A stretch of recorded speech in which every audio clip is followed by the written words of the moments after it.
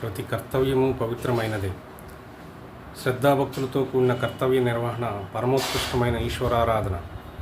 నీవు ఎప్పుడైనా ఏ పనైనా చేస్తానని వాగ్దానం చేస్తే దాన్ని ఖచ్చితంగా నియమిత సమయానికే నిర్వర్తించాలి. లేదంటే ప్రజలు నీ పట్ల విశ్వాసాన్ని కోల్పోతారు. ఏ సందర్భంలోనైనా స్వార్థ త్యాగంతోనే విజయం సాధించగలం. ఎంతగా నిస్వార్థులమైతే అంతగా విజయానికి చేరువవుతాం. అనంతమైన ఓర్పు, అనంతమైన పవిత్రత, అనంతమైన పట్టుదల, ఇవే సత్కర్మ సఫలమవటంలో రహస్యాలు. విధేయత, సంసిద్ధత, కర్తవ్యం మీద ప్రేమ, ఈ మూడు మీలో ఉంటే మిమ్మల్ని ఏది అడ్డుకోలేదు. సహనం లేని వ్యక్తి ఎన్నటికీ విజయం పొందలేడు. మతం అంటే స్వతఃసిద్ధంగా మనిషిలో ఉన్న దివ్యత్వాన్ని వ్యక్తం చేయటమే. నిజంగా సత్య దర్శనం చేయదలిచిన వాడు సుఖాన్ని అంటిపెట్టుకోరాదు. త్యాగం అవసరం. 1000 సార్లు ఓటమి పాలైనా సరే సౌశీల్య నిర్మాణం గావించుకోవాలి. లక్ష్యంపై ఉన్నత శ్రద్ధాశక్తుల్ని లక్ష్య సాధనలో